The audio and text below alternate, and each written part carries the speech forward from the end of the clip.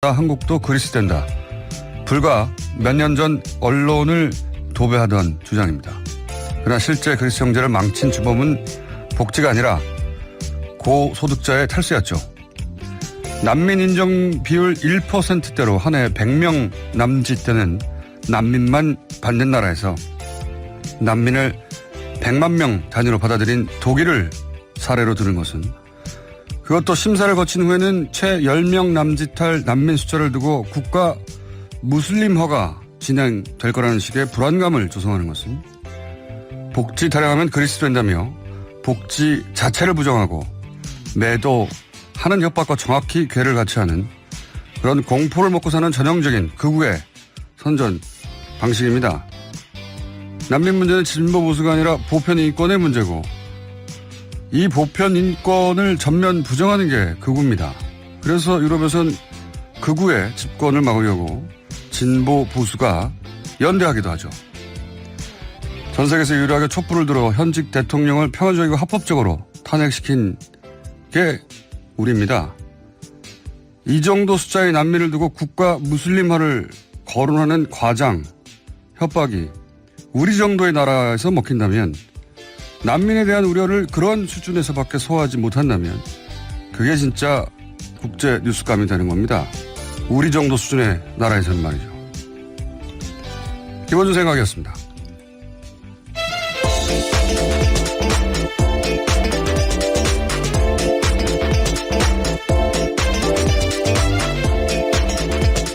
시사인의 김은지입니다. 네. 우리가 원래 이게 이민족과 산 역사가 거의 없죠. 그리고 뭐 이슬람 문화권과 접촉면도 거의 없고. 그렇죠. 예. 그리고 이 난민 문제에 있어서 그래서 굉장히 부수익 배타적이었어요. 원래부터. 예, 원래부터. 그래서 전 세계에서 난민 인정 비율이 가장 낮은 나라에 예, 우리가 속하는데, 그래서 이 난민 문제에 1차적으로 공포심이 드는 거는 저는 자연스러운 감정이라고 생각이 듭니다. 그래서 뭐 찬반이 6대4 정도로 난민 받는 데 대해서 부정적인 거, 그것도 뭐 저는 있을 수 있고 자연스럽다고 생각이 드는데, 제가 이제 그 휴가 갔다 와서 보니까 자연스럽지 않은 대목이 뭐냐면, 그런 이제 1차적인 공포는, 우리가 관리할 수 있는 그 사회적 시스템을 만들 수 있을 정도로 우리가 경제 수준도 되고 교육 수준도 되는 그런 나라거든요, 우리가. 근데 이제 한 해 100명도 안 되는 숫자를 두고, 독일처럼 100만 명쯤 되면 모르겠습니다. 독일은 받아들인 숫자가 140만 가까이 되거든요.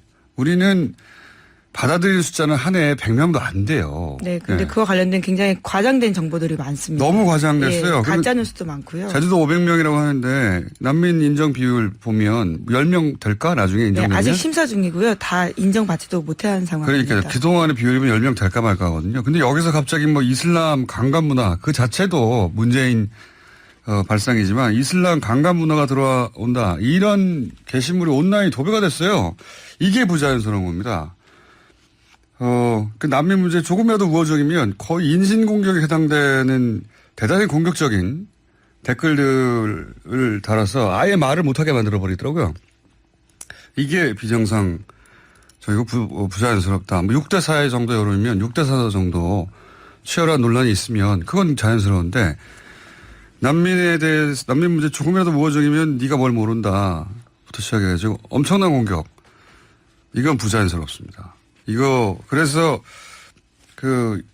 조금이라도 우호적인 여론을 위축시키는 그런 분위기가 만들어져 있더라. 단기간 내에 그런 노력이 있는 것 같다.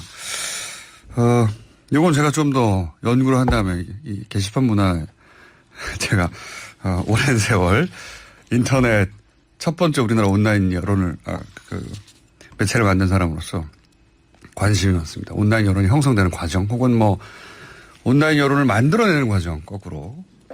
근데 그런 이상한 사례 중에 하나에 들어간다. 자연스럽지 않은 과정이다.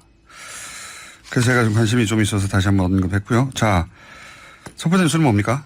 네, 박근혜 정부 시절 국군 기무사령부, 그러니까 기무사로 익숙한 곳인데요. 여기서 세월호 유족들을 사찰한 사실이 처음으로 공식적으로 드러났습니다. 의혹으로만 무성했던 사건의 실체에 대해서 국방부 TF가 밝힌 건데요. 관련 문건이 나왔습니다. 이러한 사실은 국방 사이버 댓글 사건 조사 TF가 기무사의 사이버 댓글 활동을 조사하던 중에 발견된 건데요. 구체적인 문건 제목을 보면 이렇습니다. 실종자 가족 및 가족 대책이 동향이라는 문서에서는요. 이들의 활동 동향과 관계, 경력 등을 정리하고 성향을 강경, 중도로 분류했습니다. 또 실제 내용들을 보면 가족들 중에서 2명이 아주 강경하다라면서 나머지는 온건한데 강경한 2사람에게 끌려다닌다라는 식의 이야기가 있고요. 또 유가족 요구사항 무분별 수용 분위기 근절이라는 제목의 문건에 대해서는요. 유가족이 무분별한 요구를 한다면서 유가족에게 국민적 비난 여론을 전달해서 이를 근절하겠다라고 썼습니다. 이게 일반인들, 민간인들 사찰하고는 또 차원이 또 달라요. 게다가 국정원의 사찰하고도 또 다른 것이 그렇죠. 기무사입니다. 예, 군의 정보기관, 방첩기관이 아니 왜 이 세월호 참사 유가족을 사찰을 합니까? 이게 게다가 보면은 이 관련 집회에 대해서 종북세 맞불 집회라고 이게 세월호 관련 유가족 혹은 그 지리 단체들을 종북이라고 표현해요. 이 정신병자예요. 제가 보기에는 당시에 이런 그 정보기관들이 국민을 상대하는 방식은 이게 정신병자지 뭡니까? 네, 당시 구조에는 기민하지 못했는데요. 이러한 대처, 그러니까 소위 공작에 대해서는 굉장히 빠르게 대처했다는 사실들을 알 수가 있습니다. 북한을 상대하는 방첩부대가 지금 대형 참사가 발생해서 유가족들이 괴로워하는데 그 유가족들과 그 지지 집회를 종북 집회라고 규정을 하고 이게 말이 됩니까? 종북 집회라고 규정을 하고 심지어 관련된 정보들을 주면서요. 맞불 집회를 여는데 지원을 했습니다. 이런 일에 기무사가 참여했다는 사실 자체만 가지고도 기무사를 해체해야 된다. 네, 심지어 적극적으로 활동했다라는 문건들이 꽤 나왔는데요. 이건 정말 어처구니 없는. 촛불 집회가 열리고 정권이 바뀌지 않았으면 사실 드러나지 않았을 일들입니다.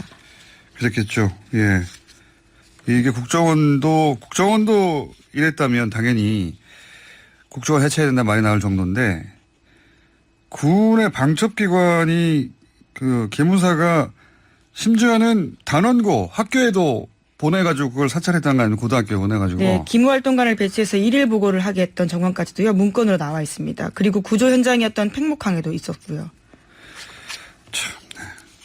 참, 하여튼 이런 모임이나 집회를 종북이라고 불렀다는 것 자체도 굉장히 충격적이고 이걸 기무사가 했고 그리고 그래서 이걸 이런 집회를 이제 억누르려고 맞불 집회 보수단체 이 보수단체들이 결국은 정경련이라는 이런 곳에 돈을 받아서 이후에는 또 그러한 사실까지도 있는데요. 삼성이 이런 데 돈 줬다는 거 아닙니까? 네. 이게 나라가 정상이 아니었어요 정말. 그런 게 이제야 그 일부가 밝혀진 겁니다. 네, 그렇습니다. 일부가. 문건이 드디어 나오게 된 건데요. 이제까지도 의혹으로 있었지만 다 사실이 아니다라고 맞붙었었는데요. 이제는 문건이 나왔기 때문에 부인할 수 없는 상황입니다. 이 사안은 저희가 좀 더 자세히 취재기자와 함께 잠시 후 짚어보기로 하고요. 자, 다음 주는요. 네, 미국 백악관이 마이크 폼페이오 국무장관의 방북을 공식적으로 알렸습니다. 세라 샌더스 백악관 대변인이 한반도 비핵화의 지속적이고 중요한 업무를 이어가기 위해서 폼페이오 장관이 5일 북한으로 출발한다라고 밝혔는데요. 북한 지도자와 담당 팀을 만나겠다라고 이야기했습니다. 국무부도 이와 같은 사실들을 발표했는데 국무부는 또 폼페이오 장관이 7일에서 8일 도쿄에서 한일 관리들을 만난다라고도 밝혔습니다. 어제 이 관련 소식을 전하면서 제가 그 유엔 총회 때 김정은 위원장이 미국을 방문해서 그 자리에 술 가능성이 있을 수 있다라고 했는데 불과 하루 만에 네. 미국 언론에서 그 얘기가 나왔어요. 네, 아직까지 공식적으로 확인된 바는 아닌데요. 미국 언론의 보도에 따르면 그렇습니다. 미국의 정치 전문 매체 악시오스가 그와 같은 이야기들을 했는데요. 트럼프 행정부 당국자들을 인용해서 보도했습니다. 악시오스에 따르면 일부 정부 당국자들은 김정은 위원장과 진전을 이루는 가운데 매우 낙관적인 입장을 취하고 있다면서 트럼프 대통령과 2라운드가 9월 트럼프 대통령의 고향이기도 한 뉴욕에서 열릴 수 있다라고 말했다고 유엔 합니다. 총회. 그렇습니다. 9월 몇 번째 화요일인가 열려요? 네, 9월 세 번째 화요일에 열리게 되는데요. 저를 이제 북미 관계 준 전문가라고 불러주십시오. 예.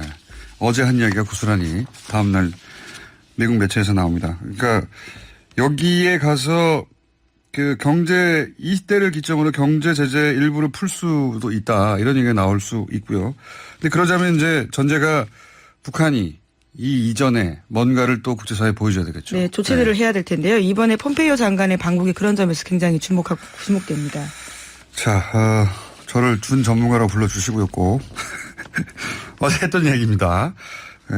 근데 오늘 미국 매체가 이런 뉴스를 냈다는 걸 전해드리고, 그 외에, 네, 저희가 월드컵 소식을 잠깐 전해가지고. 네. 월드컵 희소식이 있거든요. 잠깐 전해서. 예, 빨리빨리 진행을 할까요? 자, 우리, 남쪽에서도 북한에 사람을 보냈어요. 그죠? 예. 네, 농구 관련된 소식인데요. 평양에서 열리는 남북 통일 농구 경기에 참가하기 위해서 남측 방북단이 100명 정도가 오늘 군용기를 타고 방북하게 됩니다. 남북 통일 농구 경기는 지난 2003년 10월 달에 열리고요. 15년 만인데요. 조명근 통일부 장관을 단장으로 해서 인원들이 올라가게 됩니다. 이게 첫 경기가 대부분 축구 경기가 될 거라고 뭐 누가 뭐라고 하기 이전에 항상 그래왔으니까요. 전망했을 텐데 농구입니다. 농구. 이게 김정은 위원장이 또 농구 팬이라고 알려져 있는데요. 예. 그래서 마이클 조던 어린 시절 마이클 조던 보고 반한 게 아닌가 제가 추정해 봤습니다만 어쨌든 이런 여러 가지 뉴스가 나오는 가운데 내일입니까 모레입니까? 예, 내일도 하고요. 내일 모레도 합니다. 네. 내일에는 첫 경기인데요. 남북이 혼합으로 팀을 짜서 경기를 하게 되고요. 그리고 5일에는 남녀 선수별로 남북이 경기를 하게 됩니다. 참 김정은 위원장 시대가 이전 북한 시대가 굉장히 다른 게 다시 한번 농구 경기를 한다는 데서도 드러납니다. 예. 어쨌든 친선 경기가 농구 경기가 있습니다. 남부 선수를 섞어서 한번 하고 그다음에는 남북 각각 그렇죠. 경기를 하는데 제가 알기로는 북한 내에서 농구 경기는 규칙이 좀 다른 걸로 알아요. 그 규칙대로 할지 아니면 국제 규칙대로 할지 모르겠는데 북한의 농구 경기 규칙 중에 여러 가지인데 예를 들면 버저비터라고 하잖아요. 마지막에 그 종료 벨과 함께 날리는 슛. 농구에는 그런 슛이 가끔 있죠. 네, 그렇죠. 그 경우는 그게 뭐 2점 혹은 3점이 아니라 제가 정확한 기억은 아닌데 8점. 네. 거의 막판 홈런 수준인데요. 그렇게 네. 되면요. 네. 경기의 박진감을 더하기 위해서 뭐 규칙이라는 게 만들면 되는 거니까요. 그렇죠. 그렇다고 들었는데 이거 자세한 내용은 제가 한번 확인해서 말씀드려보겠습니다. 네. 관련된 방송팀도 올라가기 때문에 이 관련된 방송도 볼 수 있게 될 것으로 보이는데요. 자, 그 북미 간 그리고 남북 간 우리가 그 북미 정상회담 이후에 워낙 큰 이벤트였기 때문에 그 이후에 잠시 소강 상태였기도 하고 관심도 약간 줄었는데 그 사이에도 여러 가지 일들이 벌어지고 있습니다. 네. 그리고 국내 뉴스 하나 정도 더. 예, 대법관 인사 관련된 소식 전해드리겠습니다. 네. 김명수 대법원장이 어제 문재인 대통령에게 김선수 변호사와 이동원 제주지법원장, 노정희 법원 도서관장을 신임 대법관 후보로 임명해달라고 제청했습니다. 특히 김선수 변호사가 눈길을 끄는데요. 김 후보자는 인권과 노동 전문으로서 대법관에 임명되면 판검사 경험이 없는 첫 번째 대법관입니다. 아, 이건 의미가 큽니다. 왜냐하면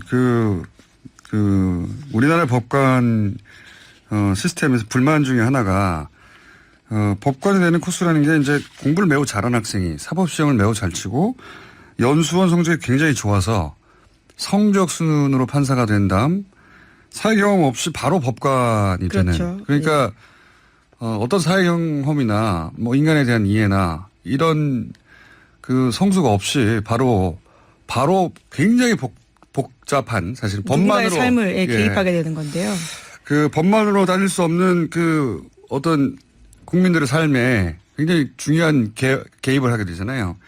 그래서 예를 들어서 일정 기간 이상 변호사로 활동한 다음에야 법관이 되게 해야 한다든지 이런 얘기들 많이 나왔었어요. 예, 지금은 현재 이제 그렇게 되어 있는 상황들인데요. 로스쿨이 생기고 나서는요.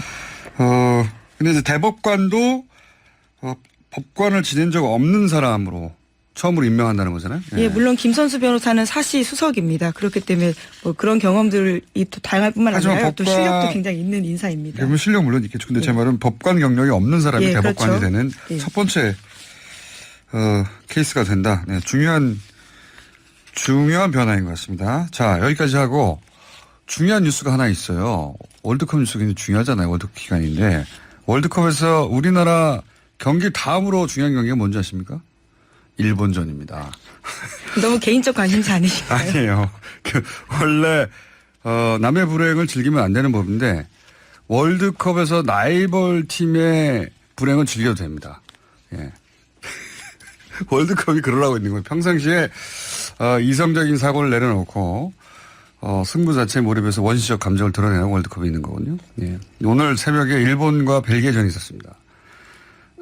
이 경기 결과가 어땠느냐? 잠시 결과를 알 수 있는 소리를 들려드리겠습니다.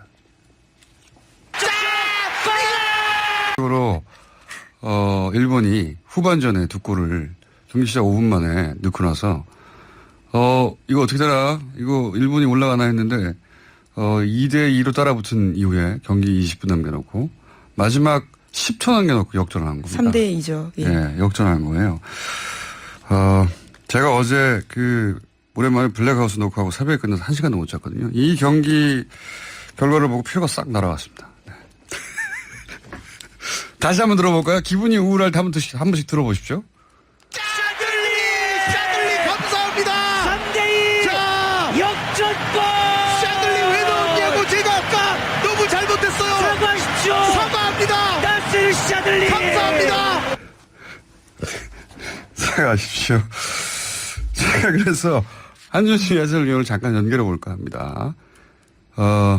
연결됐나요?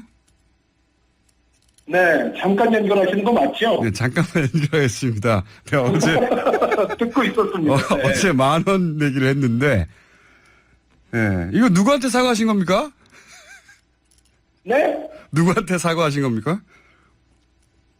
그거는 제가 샤들리 선수가 투입이 될 때, 예, 샤들리 선수와 바뀐 선수가 메르텐스라는 선수인데, 예, 제가 봤을 때는 메르텐스 선수가 전반전 그래도 벨기에에서 공격을 잘했던 선수거든요. 예. 그래서 샤들리를 넣는 거는 그렇다 치더라도 메르텐스를 빼면서 샤들리 선수를 넣을 필요가 있을까라는 생각이 들었기 때문에 샤들리 선수 왜 넣죠? 이제 이런 코멘트를 제가 했었습니다. 그래서 그런데 이제 샤들리 선수가 결정적으로 마지막에 결승골을 넣었기 때문에 샤들리 선수한테는 샤들리 선수에게는 예. 죄송합니다. 잘못했습니다. 사과합니다. 한 겁니다. 네. 샤들리 선수한테는 사과한 건 이해 갔습니다. 그럼 감사합니다는 누구한테 한 겁니까? 그 역시 이제 골을 넣어준 샤들리 선수가 저에게는 일단 상당히 좀 득이 되는 일들을 했거든요. 왜냐하면 제가 어저께 사실은 연장전까지 가는 승부차기까지 가는 아주 장시간 경기를 중계를 했는데 예. 이게 오늘 또 사실은 연장전 승부차기 갈 수 있는 흐름이었지 않습니까? 한준 그런데 해설위원의 연장전- 피로감을 덜어줬다. 네. 그거 이틀 연속으로 연장전까지 가는 중계를 하게 되면, 저도 그렇고, 같이 하는 캐스터 분도 그렇고, 사실 이게, 정말 엄청난 피로도가 밀려듭니다. 그리고 사실 모든 스태프들도 여기 시간 자정 넘어서 이제 퇴근을 해야 되고요. 그래서 전체적으로 사실 연장을 안 간다는 것만으로도, 순간적으로, 본능적으로 좀 그런 얘기가 나왔었고, 순간적으로 저도 사실 제 본능을 좀 숨길 수 없었던 것에 대해서는 글쎄요, 약간은 또 패한 팀에게는 조금 미안하다는 생각도 갖고 있습니다. 그러니까 체력적 해설진의 혹은 중계진의 체력적 부담을 덜어준 데 대한 감사함 그거밖에 없었습니까? 순간적으로 그냥 나왔어요. 순간적으로 그냥 나왔고, 어제 제가 김호준 진행자와 내기도 하지 않았습니까? 네. 제가 이 경기는 그래도 벨기에가 액면가 전력이 많이 우세하고 벨기에가 이길 것이라고 제가 예상을 해놨는데, 네. 여기서 10,000원 내기 그게 중요한 게 아니라, 네. 그 예상이 일단 좀 맞아야 되니까, 또 그런 측면에서도 샤들리 선수의 골은 고마운 일이라는 생각을 했습니다. 또 한 가지는 월드컵에서 라이벌 팀이 잘 되는 게 배가 아팠는데 그렇지 않아서 감사한 그런 마음은 혹시 조금이라도 없었습니까? 물론 이제 배가 아파도 그런 마음을 제가 인격과 인품이 굉장히 고수준의 사람이었으면 제가 그거를 좀 숨길 수 있어야 되는데, 네, 어찌됐건 어제도 사실 우리가 그런 이야기를 나눴습니다만 한국 축구와 일본 축구는 어쩔 수 없이 또 비교되는 측면이 있고, 그러니까요. 여기서 사실 일본이 경기력이 좋았어요. 일본이 괜찮았습니다, 자신들의 전술, 그리고 자신들의 장점과 특성을 잘 살린 경기를 하면서 우세한 흐름으로 사실 2대0까지도 만들지 않았습니까? 그래서 일본이 경기를 굉장히 잘해서 사실 어떻게 보면 우리가 좀 작아 보일 수 있는 그런 상황도 있었기 때문에 순간적으로 저의 또 본능이 약간 발현이 됐던 것 같습니다. 오히려 이제 벨기에가 전술적으로 왜 이렇게 할까 이해가 안 간다 싶은 전술을 펴다가 그 첫 번째 헤딩골이 운 좋게 들어간 다음에야 정신을 차린 것 같더라고요. 그죠? 예. 그렇게 해설도 하셨어요. 네, 그렇죠. 저러면 안 된다고 계속해서.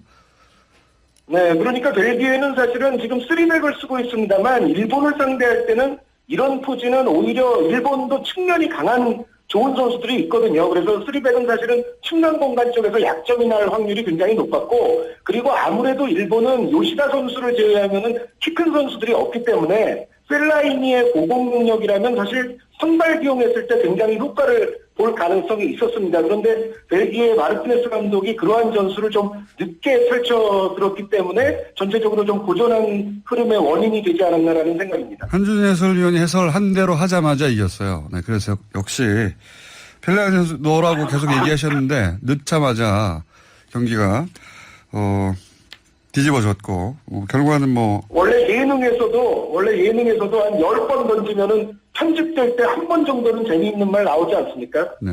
네, 저도 그냥 그런 정도로 마친 걸로 하겠습니다. 네. 사과하십시오. 사과합니다. 이 멘트는 저희가 앞으로 계속 써먹겠습니다. 그런데 한 가지만 샤들리 여쭤보고. 선수에게는 다시 한번 사과하고 싶어요. 네. 샤들리 선수 이 방송 못 듣겠지만 다시 한번 사과. 벨기에 대사관을 통해서 전달하도록 하고요. 한 가지만 제가 마지막으로 귀국하시면 월드컵 얘기는 자세하게 하기로 하고 이번 월드컵을 보면서 느낀 건데 피파 랭킹이 별 의미가 없다는 생각을 했습니다. 그렇지 않습니까? 제 생각에는 피파 랭킹은 의미가 있기도 하고 없기도 합니다. 그러니까 피파 랭킹이라는 것이 산정되는 것 자체가 사실은 월드컵 지역 예선이라든가 중요한 대회에서 승점을 쌓게 되면 그게 올라가는 거 아닙니까? 네네. 그러니까 예를 들어 우리가 사실 아시아 예선에서 부진했기 때문에 우리 피파 랭킹이 많이 떨어졌었잖아요. 그래서 전체적으로 의미가 없는 건 아닌데 그 피파 랭킹 그대로 실력이 또 비례로 가는 것은 아니고 정비례되는 것은 아니고 피파 랭킹은 얼마든지 조직과 전술로서 극복이 가능하다는 것이 이번 월드컵에도 나타난 특징이라는 생각입니다. 그러니까 그게 여실히 입증된 게 아닌가. 뭐 숫자상으로는 50이 60이 차이가 나도 경기력이 대등한 경우가 자주 있었습니다, 이번에. 예. 오늘 여기까지 하고요. 귀국하시면 꼭, 뒷이야기 저희 스튜디오에 나와서 꼭 자세히 나눠봤으면 좋겠습니다. 네, 아이, 고맙습니다. 예, 예. 네. 그 해설로, 오늘 경기 결과에 대한 기쁨을 2배로 만끽하게 해주셔서 감사해서 제가 연결해봤습니다. 감사합니다. 아유, 그렇게 말씀해 주시니 더 감사합니다. 감사합니다. 네. 다시 한번 들어볼까요? 감사합니다. 3대2 자, 역전골. 샤들리 왜 넣었냐고 제가 아까 너무 잘못했어요. 사과하십시오. 사과합니다. 딴지를 샤들리. 감사합니다. 자, 이 마지막 역전골 장면은 꼭 KBS 버전으로 보시기 바랍니다. 못 보신 분들은. 여기까지 하겠습니다. 네, 시사인 김은지였습니다. 감사합니다. 보행 사망자는 박소연의 좌우로 정렬 2588 대리운전 협찬 서울 토피스 제공 7시 34분 교통정보입니다. 경인고속도로 서울 쪽으로 부평 부근 1차로에서 사고 소식 있습니다. 지금 사고 처리 작업 한창이고요. 이후로는 신월 부근 밀립니다. 경부고속도로 서울 쪽으로는 달래내부터 반포까지 8km 정도 밀리고 영동고속도로가 강릉 쪽으로 영동선 시점부터 서창 분기점까지 정체입니다. 이후로는 멀리 대관령 7터널 부근 2차로에서 화물차에 불이 난 사고가 있었는데요. 이제 불은 껐지만 사고 처리 작업 계속하고 있습니다. 박소연의 좌우로 정렬 2588 대리운전 협찬이었습니다. 자, 세월호 유가족을 사찰했다. 군 기무사가 이 문제 의사를 취재한 한겨레 20 하영 기자 잠시 추가로 짚어보겠습니다. 언론에 제대로 그러니까 집중적으로 보도되지 않거나 혹은 주목하지 않는 대목이 또 뭐가 있습니까? 앞에 잠깐 김 무사가 세월호 유가족들을 사찰을 했고, 네. 네. 그리고 심지어는 그 종북이라고 예. 부르면서 그 집회 반대 집회에도 사실상 주선하는 것과 마찬가지다. 예. 이런 이야기는 했는데 그 외에 언론에서 크게 다루진 않지만 중요하게 바라봐야 될 점이 어디가 있습니까? 이거부터 말씀을 드려야 할 것 같은데 세월호 사건에 관여한 사실이 공개된 게 처음이 아니고요. 단일 사건으로 기무사 그러니까 군 정보기관이 생긴 이후로 단일 사건에 대해서 최대 조직으로 최초의 사건으로 보입니다. 어제 TF를 꾸린 것은 그렇죠. 어제 군 관계자들하고 좀 통화를 했는데요. 본인들도 기억은 없대요. 기억이 없다는 건 무슨 이 정도 규모로 예. 군의 기무사가 몇 명이죠? 지금 60명입니다. 그러니까 드러난 것만 60명입니다. 그 60명 기무사의 60명을 하나의 TF로 만들어서 하나의 단일한 사건을 다루게 한 게 처음이다. 예. 이런 건 있습니다. 예를 들어 천안함 사건 때도 없었어요? 천안함 사건 때도 없었습니다. 그러니까 군 기관 관련돼서 TF를 뭐 꾸린다. 늘 있는 거 아닙니까? 무슨 사건이 있을 때마다.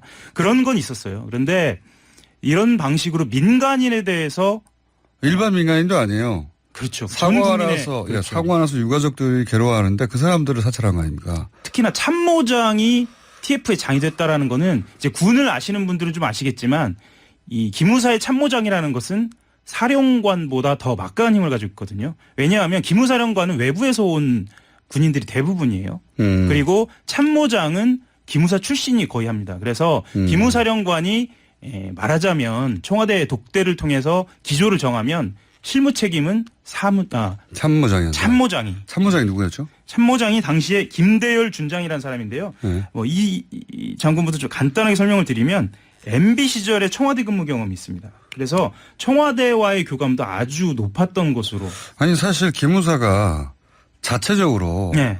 창설 이래 최대 조직을 꾸려가지고 천안함 유가족을 사찰해야 되겠다고 결정할 이유가 없잖아요. 군의 방첩부대가.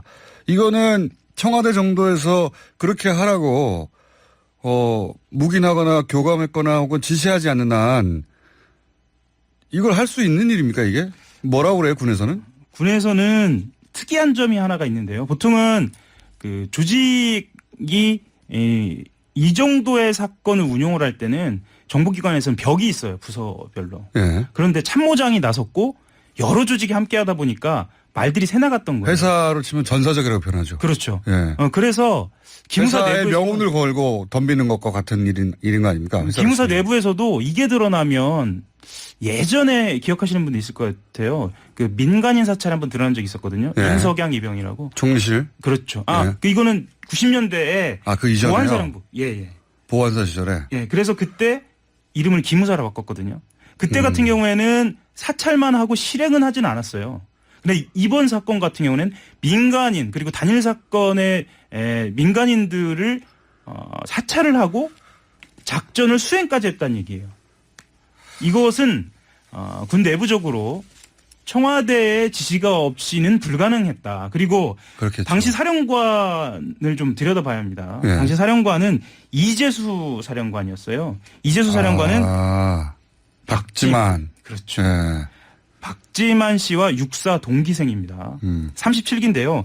이 37기들은 누나회라는 이름으로도 알려져 있습니다. 그 누나의 은덕을 입어서 37기가 요직을 차지했다. 뭐 이런 이야기들이 파다했고요. 박지만의 누나를 의미하는 거죠. 그렇죠. 예, 박근혜 전 지금 대통령을 말하는 겁니다. 맞습니다. 예. 박지만 씨하고 육사만 동기인 게 아니고요. 고등학교도 동기입니다. 절친이라고 알려져 있지 않습니까? 본인 스스로도 절친이라고 얘기했습니다. 예. 그래서 그러니까 그런 연결고리를 생각하면 예. 지금 세월호로 박근혜 전 대통령이 당시에 정치적 위기에 처했으니 이걸 돌파하기 위해서 있는 조직 없는 조직 다 동원하는데 그중에 기무사도 나섰다. 이렇게 이해해야 하는 사건이 아닌가 싶은데. 가장 핵심적인 조직을 동원한 거죠. 가장 핵심적인 조직. 절대로 동원해서 안 되는 조직. 말씀드리자면 60명이 어떤 일을 했는지 좀 들여다봐야 하거든요. 60명씩이나 동원됐으면 정말 그렇죠. 어마어마한 규모인데 이거 언제부터 이게 결성돼서 동원이 됐다는 이 겁니다. 시점도 중요합니다. 시점이 사고 발생 13일 그러니까 2주 뒤에 결정이 되거든요. 왜 13일이죠? 그래서 그때 당시 어떤 일이 있었는지를 좀 들여다봤어요. 들여다보니까 당시에는 유병헌 수사가 일단 본격화가 되고요. 두 번째 해군이 본격적으로 수색을 시작합니다. 왜 본격적이라는 표현을 쓰냐면 민간인 잠수사와 해군이 같이 들어가다가 민간인 잠수사가 빠져요. 딱 그 시점이에요. 아 그렇군요. 그러니까 그 처리 방향 혹은 뭐 수사의 방향이 어느 정도 결정된. 그러니까 유병헌 수사로 몰아가자 그리고 민간 잠수사는 아예 빼버리자 등등 주요한 의사결정이 있었던 날이군요. 이 그렇죠. 때가. 그리고 청와대 책임론 컨트롤 타워에 대한 문제가 본격적으로 제기되는 게 딱 그 주입니다. 2주째부터입니다. 그렇군요. 예. 그리고 또 하나가 중요한 게 있는데요. 28일째 5월 13일에 참모장이 TF장이 됩니다. 그래서 확대 개편해요. 이때도 이벤트가 좀 있습니다. 어떤 일이 그때 좀 있었습니까? 진도 VTS가 본격적으로 문제가 등장하게 됩니다. 이게 진도 VTS라고만 하면은 뭐 잘 기억을 못 하시는 분들 VTS의 그 통신 파일이 그 조작될 가능성 뭐 이런 게 거론되게. 핵심적인 그 조작될 가능성 포함해서 당시의 근무 환경이 어땠는지 교신 기록이 어땠는지가 그러니까요. 본격적으로 등장하기 시작합니다. 그리고 또 하나 해경 경비정 1, 2, 3정이 부실 대응했다라는 이야기도 이때 등장합니다. 그래서 시스템의 구조적인 문제 그러니까 첫 번째 13일째에 컨트롤 타워 문제가 본격적으로 등장했다면 28일째에는 전체적인 시스템 문제가 등장하고 핵심적인 고리들 예를 들면 VTS라든가 해경 경비정 1, 2, 3정이라든가 1, 2, 3정을 왜 구조하지 않았는지 뭐 이런 이야기들이 본격적으로 등장하면서 주식들이 업그레이드가 계속되는 겁니다. 이게 지금 구멍이 너무 많습니다. 그러니까 제가 말씀드리는 거는 그냥 철저하게 팩트 위주로 말씀을 드리는 거고요. 그러면 이 관련성이 어디에 있는가? 그럼 누가 어떻게 책임져야 하는가에 대한 수사가 이루어지지 않은 상태에서 보도자료가 나온 거예요. 그러니까요. 지금은 이건 사법기관이 예를 들어 검찰이 이 사안을 수사한 게 아니죠 지금. 네. 그러니까 이 문건이 등장하고 나서 막판에 등장했는데. 네, 막판에 등장하고 나서 예를 들면 아까 말씀드린 이재수 사령관을 수사를 한 게 아니고요. 이 문건이 등장한 것 가지고 그냥 보도자료를 낸 거예요. 문건에 대한 내용만 말한 거잖아요. 지금. 그렇죠. 그래서 원래대로라면 그렇습니다. 밝혀질 내용이 앞으로 더 훨씬 많다는 얘기네요. 이 조직이 어떻게 운영됐는지 그리고 60명은 어떤 구성으로 어떤 일을 했는지 그리고 가장 결정적인 측면이 또 하나 있습니다. 600명으로 지금까지 드러난 규모가 600명입니다. 스파르타라고 하는 댓글 부대. 댓글 부대 600명과 60명의 관련성은 어떤지. 뭔지. 왜냐하면 세월호 관련해서 그 굉장히 공격적인 댓글 많았었거든요. 그때도. 그리고 힌트가 하나 가족에 등장합니다. 대해서. 이 보도자료에. 어디에 등장하냐면요. 이 성향 분류의 유경근 대변인으로 보이는 인물에 대해서 이렇게 언급합니다. 과거 2013년 11월 VIP 비방글을 게시한 적이 있다라고 이야기를 합니다. 어떻게 합니까 그걸? 동향 파악을 해서 이렇게 했는데 이 조직에서는 하지 못하고 동향 파악을 해서 어딜 갔다는 것은 할 수 있지만 어떤 게시글을 썼다는 걸 어떻게 알아요? 그래서 말씀드린 600명과의 연관성 그리고 다시 말씀드리지만 제가 한 석 달 전인가 나왔나요? 블랙펜 온라인 블랙리스트가 이렇게 쓰이지 않았느냐라는 추정이 충분히 가능한 대목이 이제야 등장을 하는 겁니다. 그러니까 그거하고 이제 연결해서 얘기하자면 유가족들이 온라인에서 무슨 글을 썼는지도 다 추적해가지고 거기에 비난을 가하거나 온라인상에서 댓글을 달거나 하는 활동. 그 온라인 사찰도 한 거죠. 여기서. 온라인 사찰까지 한 거죠. 그리고 그러니까 한마디로 말씀드리면 지금 기무사가 4,000명입니다. 4,000명 중에 확인된 것만 660명. 뭐 말로는 1,000명 가깝다라고 얘기는 하는데요. 한 4분의 1 되는 조직이 추정컨대 모두 다 세월호에 붙은 거예요. 군 조직이요. 이거는 이게 어마어마한 사건인데. 어마어마한 사건이죠. 이건 이름을 바꾼다고 해결이 되는 문제가 아니고요. 특검이나 국정조사로 반드시 가야 돼요. 당시 국방장관이 누굽니까? 당시 국방장관은 중간에 교체가 됩니다.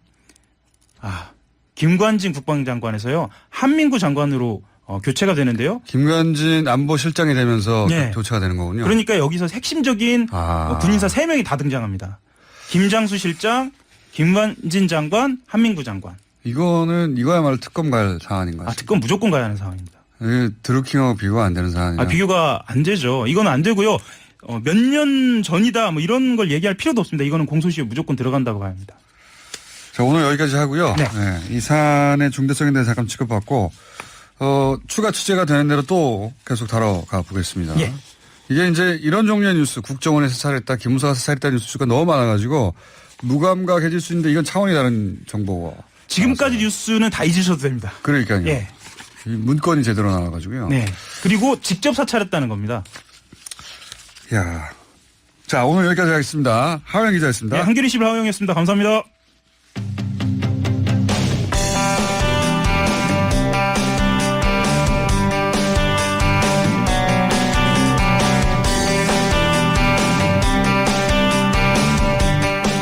자, 난민 문제. 어제는 팩트체크 해봤고요. 오늘은, 시스템적인 관점에서 한번 이 문제를 다뤄보겠습니다.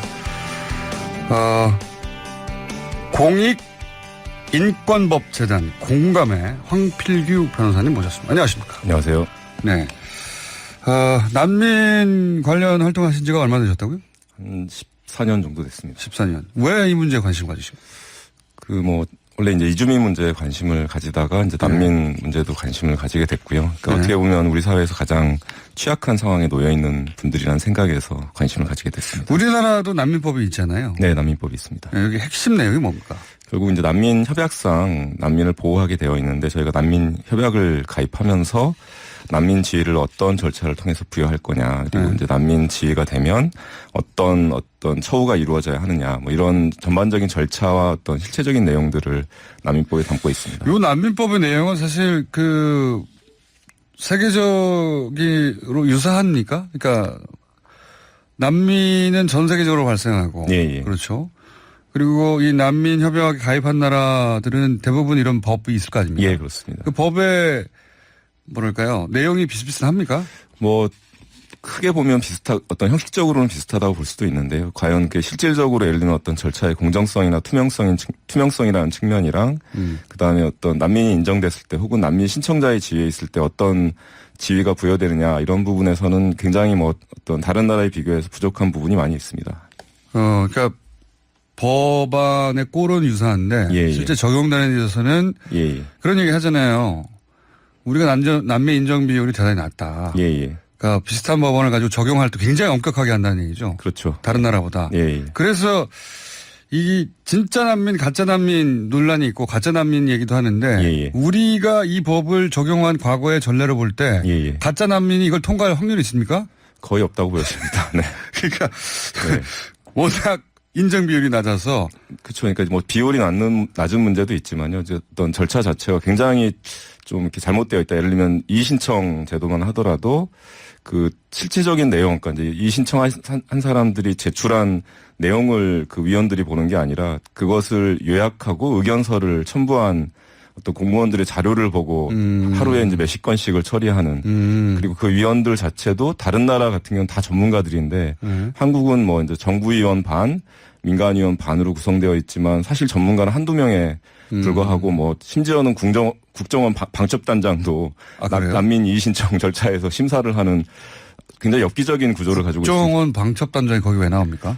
그러니까 이제 테러를 방지하고자 함인데 저는 뭐 어떤 당연히 테러는 방지되어야 하고 신원조회나 이런 건 별도로 이루어질 수 있다라고 보여지는데 마치 이제 한국 사람들 뭐 강력범죄율이 1%라고 해가지고 모든 재판에서 범죄자를 가리기 위해서 배석 중에 한 명은 국정원에서 파견해야 한다라고 얘기하는 것과 전혀 다르지 않다. 그러니까 이때까지 그 국내 난민 관련 종사 전문가들이 해왔던 얘기는 가짜 난민 문제가 아니라 진짜 난민을 왜 다 쳐내느냐 이거였잖아요. 맞습니다. 예. 그러니까 진짜 난민들이 있는데 이 난민들을 명백히 난민인데 우리가 인정해주지 않고 있다. 예, 맞습니다. 전 세계적 기준에 볼 땐 너무 인정 비율이 낮다. 예. 다른 나라 그러니까 전 세계 평균이 30%대라면서요. 예.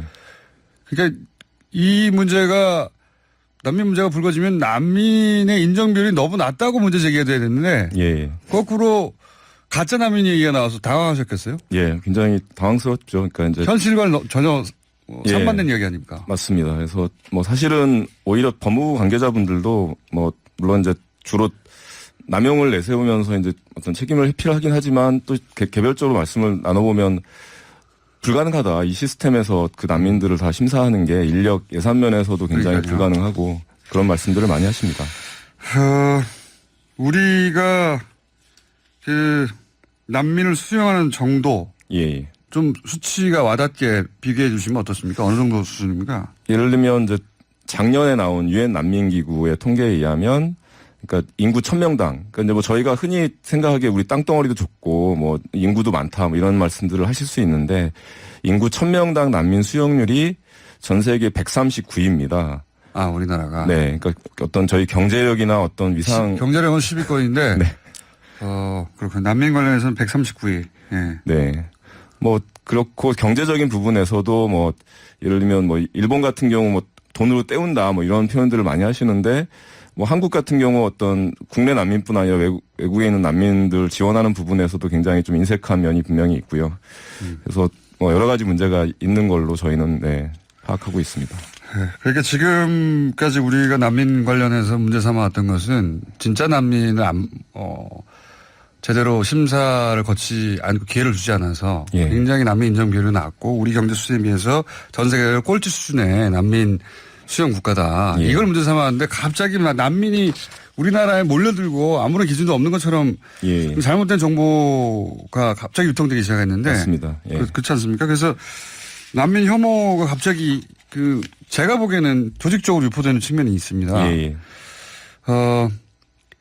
이런 상황에서 지금 우리 정부가 잘못 대응한 게 있습니까, 혹시?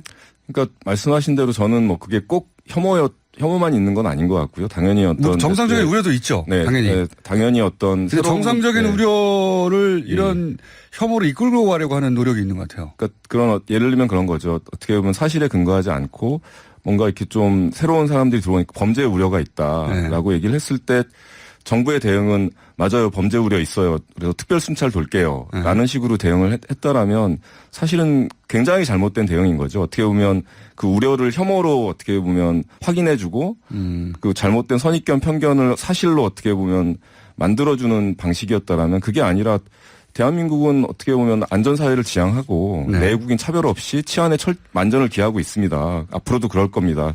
오히려 이제 이런 입장을 표명하는 게 어떻게 보면 정부가 해야 할 역할이었다고 보여지는 거죠.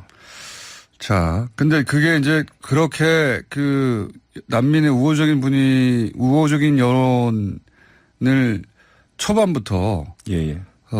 뭐랄까요? 그 온라인상에서 말도 안 되는 행위를 위축시키는 예. 그런 게시물들이 많이 돌았기 때문에 예. 언론도 정부도 여기 이 여론의 눈치를 봐왔던 것 같아요. 예. 그런데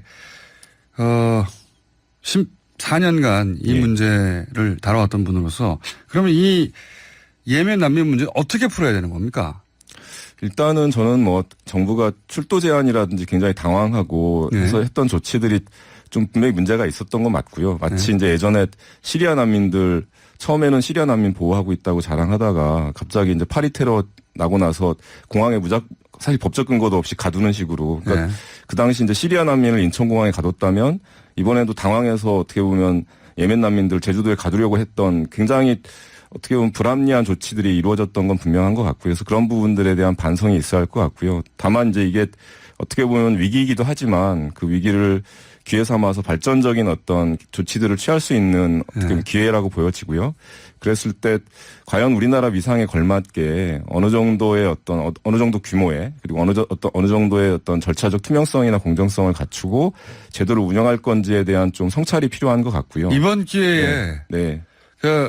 그렇게 이제 극우적인 과장도 존재하지만 실제 우려도 있잖아요. 예. 우리가 이런 난민 문제에 익숙하지 않고. 그렇습니다. 그래서 실제 우려도 있으니까 그 우려가 있는 만큼. 예. 제도를 제대로 정비해서 지금까지 답답해 하셨던 14년간. 예. 그걸 이번에 개선할 기회가 되기도 하는 거 아닙니까? 맞습니다. 그래서 이제 신속 절차를 얘기를 하는데 예를 들면 추가 인력 투입을 얘기하는데 그러면 다른 지역의 인력을 투입하면 다른 지역에서 이제 예를 들면 절차가 지연되는 거고요. 아니면 완전히 새로운 인력이면 전문성이 없어서 부실화되는 거고요.